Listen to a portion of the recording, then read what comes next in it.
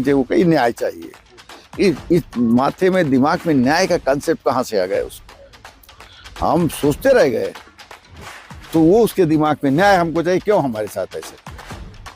खैर थाना वाले से कहकर को न्याय दिलाया, चलो ठीक है, कार्रवाई हो गई। सबसे एक्सट्रीम केस मैं आपको बताता हूँ। मैं डीआईजी दरभंगा था, दरभंगा डीआईजी था, मेरी रिप्रेशन थी। टाइमिंग तो रखते नहीं थे, यही पब्लिक से मिल लेते थे कहीं। मधुबनी का बॉर्डर नेपाल के बॉर्डर में गांव था, एक लौकई थी गांव था।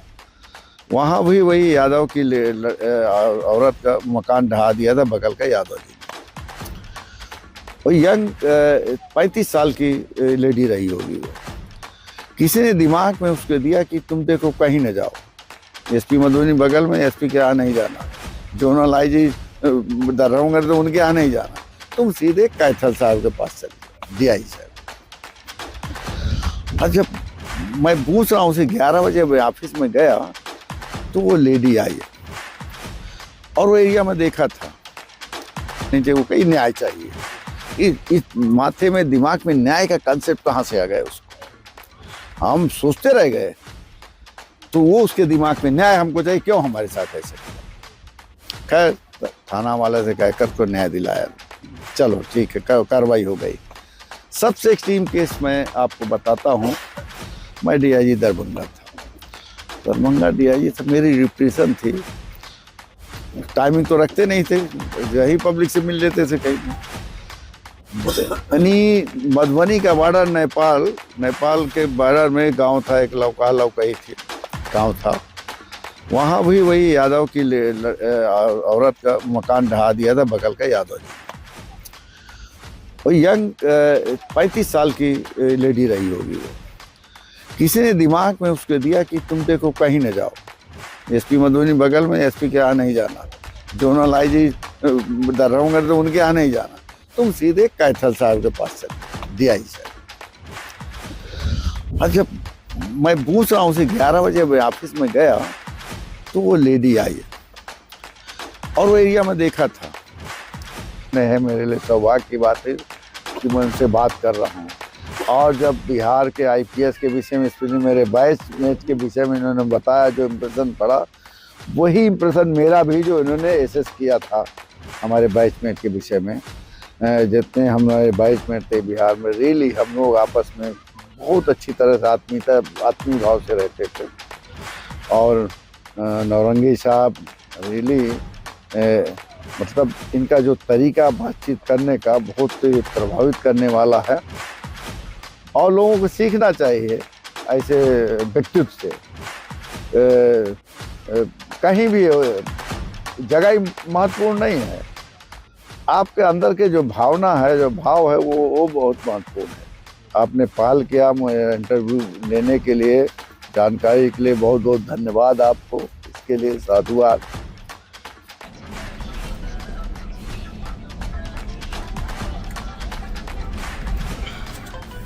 फरवरी है, मैंने बिहार में कई बड़े बड़े नामचीन आईएएस आईपीएस के इंटरव्यू लिए हैं। इनके 2 बैचमेट आईपीएस पदाधिकारी 1977 बैच के आईपीएस बी नारायण साहब जो भागलपुर एसपी भी रहे और महत्वपूर्ण पद पर बिहार में रहे, वो रिटायर कर गए, साउथ में है। और अशोक कुमार गुप्ता जी बिल्डिंग होन के डीजी पद से रिटायर किए 77 बैच के। आज रामचंद्र कैथल बाबू से रमेश चंद्र कैथल बाबू जी से मुलाकात हुई है और ये रांची के झारखंड से एडीजी हेडक्वार्टर के पद से ये जो है रिटायर किए हैं। मैं सर से पूरा परिचय लेता हूँ, जानता हूँ सर कहाँ से शुरुआत की नौकरी की, लंबा मैं तो पहचान नहीं पा रहा था आपको। देखिए, मेरा होम डिस्ट्रिक्ट फतेहपुर आने वाला है, इलाहाबाद से आगे। आईएससी हम अपने होम टाउन से किए, इंटरमीडिएट जी सर। इसके इसके बाद इलाहाबाद यूनिवर्सिटी में एडमिशन लिए, बीए एलएलबी किया और यहीं से आईपीएस हुए, 76 एग्जाम दिए, आईपीएस हुए और मेरा कैडर बिहार अलॉट हुआ। हाँ सर। इसके पहले मेरे एल्डेस्ट ब्रदर 61 बैच आईपीएस लेट में राम, वो बिहार कैडर मिल चुका था उनको, वो 61 बैच आईपीएस थे। हम दोनों भाई बिहार पहुंचे और बिहार में डिफरेंट डिस्ट्रिक्ट्स में थे और लास्ट पोस्टिंग झारखंड बनने के पहले आईजी बिल्डिंग था बिहार पटना में। ऑप्शन आया तो मैं फिर झारखंड चला गया। भागलपुर भी रहे सर आप? भागलपुर में 5 महीने रहा 83 में, होमगार्ड स्पेशल बटालियन में 5 महीने से भागलपुर। तो 83 की बात है। और इसके बाद 84 सिटी एसपी रांची हुआ, फिर सिवान एसपी हुआ, सिवान एसपी से फिर रेलवे एसपी कटिहार, फिर मधेपुरा एसपी, फिर बीएमपी 6 में कमांडेंट 2.5 साल, फिर एसपी मुंगेर। पढ़ाई लिखाई कहाँ से की? इलाहाबाद यूनिवर्सिटी से। अपना ऐसे शुभ पूरा नाम क्या लिखते हैं? घर का नाम भी कुछ है? रमेश चंद्र कैथल ही शुरू से रमेश चंद्र है। कैथल सब कास्ट की टाइटल है। कैथल तो ये बिहार की टाइटल नहीं है। नहीं बिहार की नहीं, यूपी की है। यूपी की हाँ। टाइटल।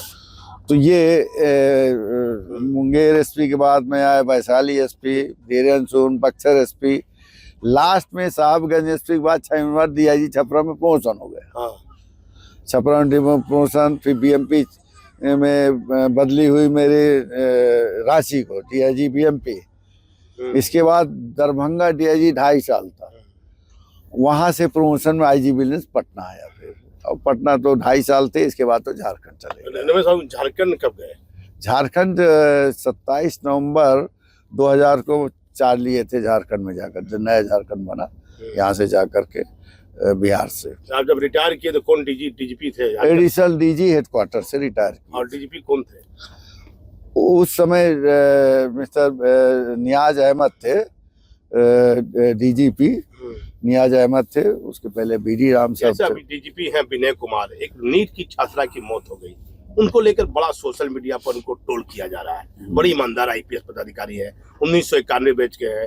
उनकी पत्नी प्रोफेसर की नौकरी छोड़ दी, अब दुनिया में नहीं रही। बड़ा ईमानदार है, उनकी कार्यशैली पर लोग प्रश्न करा कर रहे हैं। आप तो बहुत अनुभवी आईपीएस है। नहीं, मैं कानपुर से आने के पहले जनरली हम लोग जाते हैं कहीं भी तो पुलिस बेस में रिजर्वेशन करने के लिए, चाहे जिस स्टेट में जाए, तो मैंने विनय से बात किया कि भाई मैं आ रहा हूँ पटना, पुलिस बेस में रिजर्वेशन करना है। तो कहा सर कोई बात नहीं, भेज दीजिए, हो जाएगा, नो प्रॉब्लम।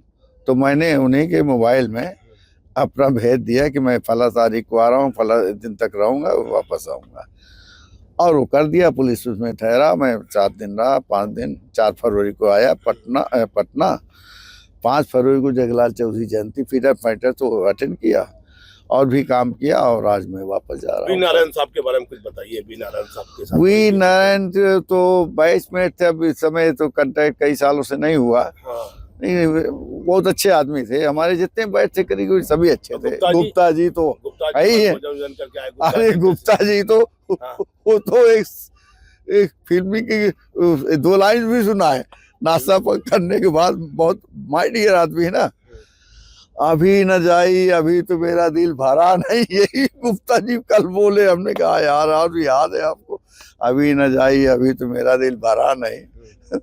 नाश्ता के बाद में आ रहा के बारे में क्या कहिएगा रमेश साहब? अभी वर्तमान नहीं, बहुत अच्छा आदमी है, वेल कर्टियस, वेल मैनर्ड। मैंने तो कानपुर में जब हम आईजी मिलने थे तब वो एसपी रैंक में थे, लेकिन याद था उनको। कहा सर नो प्रॉब्लम, अब आइए, सब कुछ इंतजाम हो जाएगा। यहाँ कर दिया उसने। और मैं चाहता था कि बार काल आन कर मिले, लेकिन इधर जो सैटरडे संडे बंद हो गया। मैं सोचा था कि डीजी आप ही जा करके थैंक यू। बदलाव लगा बिहार में? अभी आप बिहार में लालू सरकार को भी आपने देखा, अब नीतीश कुमार की सरकार को भी देखा। भाई ये तो पॉलिटिकल देखे, इस पे मैं नहीं कमेंट करूंगा। व्यक्तिगत कुछ हाँ, मैं व्यक्तिगत ये कहूंगा, कॉन्स्टिट्यूशनली इस्टेब्लिश गवर्नमेंट के अनुसार और with in bounds of law हमको फॉलो करना है। चाहे जो सरकार आवे, जिस पार्टी के आवे, with in bounds of law हमको काम करना है। आइए हम किया, झारखंड हो या बिहार हो या कहीं भी हो, सब अगर ये फॉलो करते तो नो प्रॉब्लम। हमने यही किया, हमको कोई इंटरफेरेंस कभी नहीं हुआ, ना झारखंड में, ना बिहार में, ना झारखंड में कहीं। हमने अच्छे से काम किया। बिहार से अभी मोह है आपको? बिहार आना जाना लगा? अरे हमारा भाई कर्मभूमि तो है ना। हम 3 भाई पे आईपीएस, पूरी फैमिली डेवलप हुई तो हम लोग कर्ज है हम पर। आपके भाई भी आईपीएस? हाँ, 61 बैच आईपीएस थे बिहार कैडर। पहले भी 61 में आए थे, ज्वाइन किए। लेट मिस्टर मैकू राम, स्वर्गीय मैकू राम 99 में एक्सपायर कर गए थे। 95 में रिटायर किए थे डीजी से, डीजी रैंक से रिटायर किए थे। तो कैसा लगा रमेश बाबू पढ़ाई लिखाई के बाद? कितने बैचमेट अभी हैं जिसके आप संपर्क में? अभी पटना में हम लोग 3 बैचमेट बचे, मैं अभयानंद और आरसी सिन्हा। तो कोशिश किया था इनसे बात करूं, आरसी सिन्हा से बात नहीं हो पाई। और 11 बैचमेट हम लोग आईपीएस थे। हमारे पास 15 बैचमेट यूपी में थे, 11 बिहार में थे। तो अब करीब 3 बचे। सफ़ी आलम था हमारा बैचमेट, दानापुर का बेचारा एक्सपायर कर गया, कनौजिया एक्सपायर कर गया, अरुण चौधरी एक्सपायर कर गए। केवल अभियान बचे, आरसी ने और गुप्ता जी 3 पट्टा पर। आईपीएस की पहले की जो लोगों की कार्यशैली थी, पुराने जो आईपीएस वो आम जनता से मिलते हैं, जैसे विनय कुमार भी मिल रहे हैं। अब जो नए नए आईपीएस आ गए हैं जनता से मिलने प्रयास करते हैं, जिससे सारी जानकारियां नहीं मिल पाती है, काम करने में कठिनाई होती है। इस पर क्या विचार? देखिए, मेरा काम करने का तरीका था एसपी एएसपी रैंक से भी। पहली बात, मैं अपने जो रेजिडेंस था उसमें कभी टाइमिंग फिक्स नहीं किया है, इतने बजे से इतने बजे तक मेरे यहाँ ये मिलिए, टाइमिंग मैंने कभी नहीं कहा। आईजी डीआईजी एडीजी तक भी मैंने अपने गेट पर ये नहीं लिखा ये टाइम मिलने का है। और मैं जब एसपी लेवल में था, देहात में कहीं भी जाता था कि आप हाथ दे दीजिए, किसी टाइम मैं गाड़ी रोक दूंगा। 24 घंटे, रात को ही फ़ोन कीजिए तो फ़ोन उठाऊंगा। अब मैंने किया ये। तो वर्तमान आईपीएस में जो आईपीएस उनको करना चाहिए, उनको करना चाहिए, पब्लिक से मिलना चाहिए। तो अब आगे देखिए, यही बात अब बता रहा हूँ। नोबलेस्ट ड्यूटीज पुलिस को इंडिया में मिली थी। अब देखिए 3 मूनवाल चीजें बता रहा हूँ, एक व्यक्ति लेके 3 पीस कहिए English: person, Prestige and property. Person life, existence; Prestige मान मर्यादा, सम्मान; और प्रॉपर्टी संपत्ति। इन तीनों की देखभाल करने की जिम्मेदारी पुलिस को मिली है। कोई गवर्नमेंट सर्वेंट, हम लोग मालिक नहीं है, मास्टर नहीं है, सेवक है। पहले ये फीलिंग रखिए आप। बताया ना 3 चीज: पर्सन, प्रेस्टीज एंड प्रॉपर्टी। किसी का जान माल, एग्जिस्टेंस लाइफ का; प्रेस्टीज मान मर्यादा, मान सम्मान; एंड संपत्ति। अब दुनिया में कहीं जाइए, इन तीनों की देखभाल करने की समाज, सोसाइटी, लॉ ने पुलिस को दिया। Non army, non naval, air force, army को नेवर।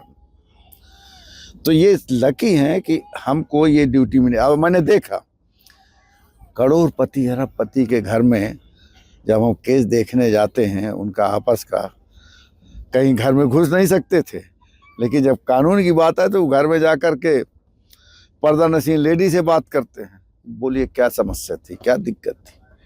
गरीब से गरीब आदमी, अब गरीब का आदमी बता दो तो एग्जाम्पल बताऊंगा। एक साहबगंज एसपी, ये बक्सर एसपी था मैं, एक बूढ़ी औरत आई, फटी, 60-65 साल की रही होगी, साड़ी फटी थी। कहा सर ये, और उसके बगल में झोपड़ी गिरा दिया था, यादव कम्युनिटी की थी।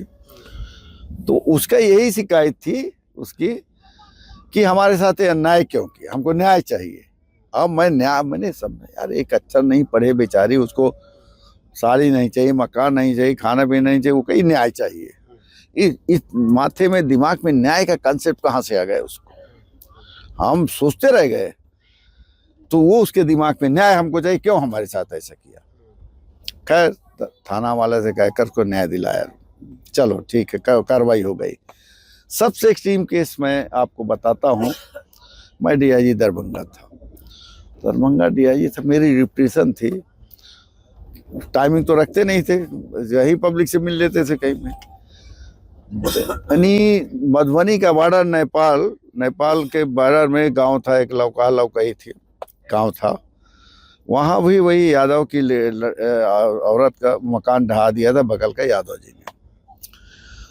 वो यंग 35 साल की लेडी रही होगी। वो किसी ने दिमाग में उसको दिया कि तुम देखो कहीं न जाओ, एसपी मधुबनी बगल में, एसपी के यहाँ नहीं जाना, जोनल आईजी दरभंगा तो उनके यहाँ नहीं जाना, तुम सीधे कैथल साहब के पास चली जाओ, डीआई साहब। और जब मैं पूछ रहा हूँ उसे 11 बजे ऑफिस में गया तो वो लेडी आई और वो एरिया में देखा था। मैं कहा तुम कैसे आई जी? 11 बजे पहुँचाई थी। बोले कि सर हम पहले कुछ दूर पैदल, फिर टेम्पो से, फिर वहाँ से बस से, फिर बस से में दरभंगा आए, दरभंगा बस रिक्शे से आपके ऑफिस आए हूँ। हमने कहा तुम्हारे और कोई सर? ना ना मैं अकेले आई हूँ, मुझको कहा गया किसी से बात करो, सीधे वहीं जाओ। अब मैं एसपी को फोन लगाया, मधुबनी एसपी को। मैंने कहा इसने पहले शिकायत की थी कुछ, और इसके घर पहुंचने के पहले कुछ हमने ऐसा, हाँ जल्दी गाली नहीं देते हम, जबान से नहीं देते, उसको साले को अरेस्ट करके बंद करो। इसके इस लेडी के जाने के पहले वो अरेस्ट हो जाना चाहिए। और इस लेडी को कहा मैंने कि तुम जाओ, अगर काम हो जाए तो नहीं आना, और नहीं काम हो तो फिर आना। काम तो हो ही चुका, तो जाने के पहले कचहरी में हो गया। तो ये एक रिप्रेशन थी। दूसरा एग्जाम्पल, दरभंगा की बात है, रात को 10 बजे एक खून से लथपथ इंजर्ड मेरे गेट के सामने आ गया।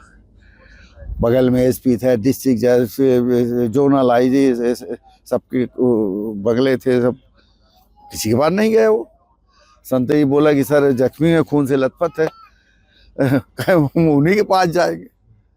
अब मैं एसपी को फोन लगाया, यार देखो ऐसे से, पहले इसको हॉस्पिटलाइज कराओ, मेडिकल कराओ, इसके बाद इसे पूछ कर FIR करो। तो मैं एक एग्जाम्पल बताऊं कि ये रिप्रेशन बनी थी पब्लिक में कि एक ऐसा इंसान है जो कि इर्रिस्पेक्टिव टाइम, आप रात को 24 घंटे बजे हम बाहर हाजिर हो जाएंगे। ये मैंने करके देखा। झारखंड गए, झारखंड में क्या क्या लगा आपको, क्या सुधार हुआ? झारखंड, हाँ बिहार झारखंड अलग होने के बाद झारखंड में देखिए तो नया ना, जब नौकरशाहों का जैसा होता, शुरू के मरांडी साहब चीफ मिनिस्टर थे, बहुत अच्छा शुरुआत हुई।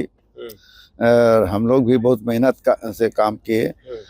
कभी कभी तो विजिलेंस में जब आई थी तो उसमें पोस्टिंग हुई नहीं थी, तो एक कुर्सी में दो जब IGG आते तो हम हट जाते थे, हमारे SP हट जाता था, जगह नहीं थी बैठने की, एक ही कुर्सी बदलते। कितना साल रहे? करीब 1.5 साल थे। 1.5 साल। हाँ हाँ हाँ, देखो वहाँ तो भी हेडक्वार्टर में जो फाइल DG की उसमें आती, वही ना डिस्पोजल होता है। मीडिया का दौर है, क्या कहिएगा? इतने आप मीडिया की, प्रिंट मीडिया है भी है, सोशल मीडिया भी है, इस दौर पर क्या कहिएगा वर्तमान? मैं तो ये कहूँगी सबकी अपनी अपनी रिस्पॉन्सिबिलिटी है, और रिस्पॉन्सिबिलिटी निभाना चाहिए, और मोटिवेटेड होकर के और ट्रुथ को सामने लाना चाहिए। ट्रुथ लाया नहीं जाता सामने, जो भी कारण हो। कुछ पॉलिटिकल रीजन से नहीं लाते, कुछ फाइनेंशियल रीजन से नहीं लाते, जितना उसको तो ट्रुथ सामने आना चाहिए, क्योंकि जब तक ट्रुथ सामने नहीं आएगा आप डिसीजन नहीं ले सकते राइट रॉन्ग का, लीगल के क्या एक्शन लिया जाए। ट्रुथ बहुत इंपॉर्टेंट है, सच्चाई को सामने लाना, ये नहीं हो पाता, बहुत मुश्किल। सूखा नशा बड़ा, केतल साहब बड़ा है, बड़ा चैलेंजिंग हो गया, ब्राउन शुगर, और ये फ्रॉडगिरी, साइबर अपराध, इस पर कैसे पुलिस बहुत बड़ा एक नया साइबर अपराध में तो हम लोगों को अपने में रिस्ट्रेंट, नियंत्रण लाना पड़ेगा। अब कोई लालच देता है कि ऐसा करो नहीं तो ऐसा हो जाएगा, ऐसा नहीं ऐसा हो जाएगा, आप ऐसा क्यों कमजोर महसूस कर रहे हैं अपने को? कुछ तो इलीगल प्रॉपर्टी जो होट की कमाए हो, जानता है इसे कमजोरी, उसको पकड़ लेते हैं, इसलिए ब्लैकमेल करते हैं। आप मोरली स्ट्रांग रहिए, आप फेस कीजिए सामने को, कोई कुछ नहीं कर सकता, साइबर क्या करेगा? आपके स्वास्थ्य का क्या राज है? बड़ा अरे राज स्मार्ट अभी भी है, कुछ नहीं, खाने में संयम और सोच, मानसिकता, अभी भी जिम करते और योगा नहीं, मॉर्निंग वॉक डेली 1 घंटा, और फिर योगा करता हूँ अपना। हाँ, और खाने में संयम। किस IPS से प्रभावित रहे बिहार झारखंड लेकर? IPS की बात कीजिए, आपको ट्रेनिंग किसने दी? 77 बैच के IPS आप हैं? नहीं, हमारे जो डायरेक्टर थे पुलिस एकेडमी में, छपरा के थे, डायरेक्टर राजदेव सिंह। हाँ, डायरेक्टर थे उस समय, बिहार के ही थे। हम लोग काफी इम्प्रेस्ड हुए थे उनसे। बाद में रांची भी आए हम, CTSP जब रांची, तो उनके भाई थे रांची में, CTSP रांची 84 में। तो वो हमारे सामने ट्रेनिंग, क्योंकि उनके अंडर में ट्रेनिंग लिए थे IPS एकेडमी हैदराबाद में, तो डायरेक्टर राजदेव सिंह थे, वो ट्रेनिंग बेस्ट ट्रेनिंग भी थे। भागलपुर से मेरा ताल्लुका था, भागलपुर कब गए थे? भागलपुर में 83 में गया था, 5 महीने के लिए। इसके बाद मेरा डिप्यूटेशन 2.5 महीने के लिए आसाम इलेक्शन ड्यूटी लग गई थी। आसाम इलेक्शन ड्यूटी वहाँ के इलेक्शन कराने के लिए 2.5 महीना वहाँ था आसाम इलेक्शन ड्यूटी में, लॉ एंड ऑर्डर में। उसी के बाद फिर मेरा CTSP रांची में पोस्टिंग हुई थी वहाँ से। बोले बैठ जाइए। हाँ, आराम खाना खाइए आप खाना। क्या अभी आज का मीडिया का दौर जो है चैलेंज है बड़ा मीडिया के लिए, मीडिया पर क्या चाहिए? देखो मैं क्या कहूँ, मीडिया आजकल तो बड़ा अजीब सिचुएशन मीडिया का भी। अधिकतर लोग मोटिवेटेड होकर न्यूज़ निकालते हैं, चाहे इस पार्टी से उस पार्टी से, उस कास्ट से उस धर्म से। ये नहीं होना चाहिए। पहले हम लोग 4 पिलर ऑफ द इस गवर्नमेंट का कहते थे, गवर्नेंस का 4था पिलर है डेमोक्रेसी का। आज 4था पिलर में भी विश्वास हटने लगा लोगों का। मीडिया बड़ी बात कही है। 1977 बैच के IPS पदाधिकारी है कैथल साहब, 4था पिलर कहते हैं मीडिया को। उस पर आम लोगों का विश्वास अब धीरे धीरे कम होने लगा। किसी न किसी रूप में ये बहुत पुराने IPS हैं और कम से कम उनकी उम्र 77-78 वर्ष होती होगी। और इनका जो अनुभव बता रहा है आज के इस युग के अनुसार, जहाँ तक बहुत सच है कि मीडिया के सब पर जो लोगों का पहले विश्वास था, कोई खबर छप जाती थी IPS संज्ञान लेकर तुरंत कार्रवाई करता। देखिए, हम जब डिस्ट्रिक्ट में थे, हम DIG थे, मीडिया से कभी क्लैश मेरा नहीं हुआ, क्योंकि हम ट्रूथ पर जाते थे, वो वेरीफाई करते थे। थाना से पूछते थे, इंस्पेक्टर से पूछते, पब्लिक से पूछते। हमने कहा आप कहीं से चले जाइए, जो मैं डिसीजन ले रहा हूँ, बोल रहा हूँ, जो ट्रूथ है वही रहेगा। आप कहीं से 4-5 सोर्सेज से पता लगा लीजिए, पॉलिटिशियन से पता लगाइए, मेरे सबॉर्डिनेट से, मेरे सीनियर से पूछिए जो मैं कह रहा हूँ। अभियान की कार्यशैली कैसी है? अभियान तो बैच में थी, हम ज़्यादा हम बाहर थे वो थोड़े, लेकिन ऑलमोस्ट ठीक है थे, बैलेंस करके चले हैं। और गुप्ता जी के बड़ा पूजा पाठ करते हैं, बड़ा आज भी गुप्ता। अरे गुप्ता से अभी तो कल था ही, 2 घंटे उनके साथ बिताया, बहुत बढ़िया। उनकी वाइफ नाश्ता पानी कराई, बहुत अच्छा लगा मुझे गुप्ता जी का। वो कहें यार जब आओ तो मेरे यहाँ जरूर आओ। हमने कहा अच्छा, अच्छी बात है। अब तो आप उत्तर प्रदेश में रहते हैं, फतेहपुर घर हो गया, आप कुछ देर के बाद आ जाएगा। तो कैसा लगा? काफी कर्म भूमि बिहार भी रही, झारखंड भी रही, काम कैसा सेवा देने का मौका मिला, कैसा रिस्पॉन्स सरकारों से मिला? नहीं, हमको बहुत अच्छा। यहाँ तो बहुत कम सरकार से, देखिए झारखंड में मुख्यमंत्री लेवल से महीने में 2-3 बार सीधे बात हो जाती थी ऑफिशियल कैपेसिटी में, हम कैसे क्या कर रहे हैं। रिटायर होने के बाद भी कैथल साहब को पोस्ट आपको मिला था झारखंड? हाँ, झारखंड प्रोड्यूसर कम से मेंबर थे, बने 2 साल के लिए। रिटायरमेंट के बाद 2 साल काम किया, वापस भी चले आए। घर द्वार क्यों नहीं बनाया? माल पत्थर रहे? अरे यार, घर में रिटायरमेंट में भी नहीं बनाए। अरे भाई, झारखंड में कानपुर में अपना मकान बनवा लिया, बाकी क्या जरूरत है?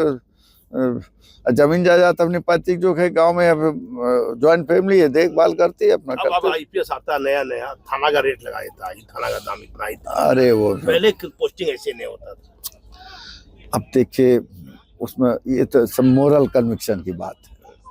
आपका नैतिक क्या कह रहा है, नैतिकता क्या है, ये इंडिविजुअल की बात है। मोरली आप हाई हैं कि नहीं है, इस पर डिपेंड करता है। प्रेमचंद की एक पंक्ति मैं अपने खबर में हमेशा कहता हूँ, न्याय और नीति ये सब लक्ष्मी के खिलौने हैं, वह जैसा चाहती है न चाहती है। इस पंक्ति पर क्या कहिएगा कैथल साहब? देखो कितना इस युग में मायने रखती है ये प्रेमचंद साहब की नमक के दुर्गा में लिखी गई। देखिए, हिंदू सिस्टम में 4 पुरुषार्थ है, धर्म अर्थ काम मोक्ष। धर्म अर्थ काम मोक्ष, इस पे हम लोग प्रायोरिटी केवल अर्थ को दे रहे, बाकी तीनों गौर कर दिए। सबसे ड्रॉबैक, सबसे जो गलत बात हो रही है कि सब जब आप सिस्टम बनाए हैं, अर्थ ही क्यों आप महत्वपूर्ण रख लिए और बाकी सब चीज बेकार हो गई। तो आज के युग में अर्थ सब इम्पोर्टेंट हो गया, बाकी चाहे मंदिर मस्जिद गुरुद्वारा चर्च जाइए, वो सब आपका स्पिरिचुअलिज्म खत्म है, मटेरियलिज्म टेंडेंसी बढ़ती है, भौतिकवादी उपभोक्तावाद कहिए। तो जो आपका आध्यात्मिकता की ओर जाना चाहिए वो नहीं हो रहा है, वो सब रिचुअल्स दिखाने के लिए है, इसलिए आत्मिक संतुष्टि नहीं मिल रही लोगों को। एक अहम बिंदु है रमेश चंद्र जी, क्योंकि आप इतने पुराने IPS हैं, पहली बार बिहार के गृह मंत्री सम्राट चौधरी ने झंडा फहराया, 26 जनवरी के दिन मैंने कई आईपीएस से पूछा और मैंने इस पर सवाल भी खड़े किए। और आप इतने पुराने आईपीएस हैं, 77 बेस के आईपीएस हैं, क्या 26 जनवरी और 15 अगस्त के दिन किसी भी राज्य में ऐसा नहीं हुआ है? मैंने हर राज्य के आईपीएस से बात किया, बड़े बड़े नेता से भी बात किया, बिहार में ऐसा हुआ, क्या ऐसा होना चाहिए? 26 जनवरी के दिन जो पुलिस हेडक्वार्टर है राज्य का, वहाँ झंडा तोलन किसी नेता को करना चाहिए? ऐसा नहीं है, ट्रेडिशन चला आ रहा है। Police headquarter head of the force ही फहराता था हमेशा। अगर कोई, हाँ मुखिया, अगर कोई स्टेट फंक्शन है उसमें कोई बुलाया जाता किसी को, तो झंडा वो फहरा सकता है, मंत्री मुख्यमंत्री जो भी है। लेकिन इन ओकेजन्स में जो 15 अगस्त 26 जनवरी में पुलिस हेडक्वार्टर, इवन जो बीएमपी का हेडक्वार्टर, वहाँ कमांडेंट फहराता है, एसपी अपने डिस्ट्रिक्ट फहराता है। लेकिन जब परेड कॉमन होती है डीएम एसपी वाले, उसमें कमिश्नर मंत्री फहराते हैं।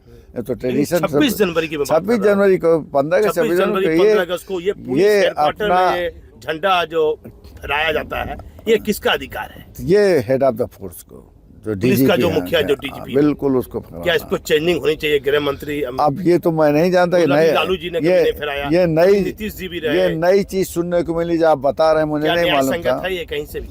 अब देखिए, बहुत चीजें गलत होती हैं, सामने देख रहे हैं कि आउट ऑफ वे लोग गलत कर रहा है, उसमें ये भी हो गया। अब उसको तो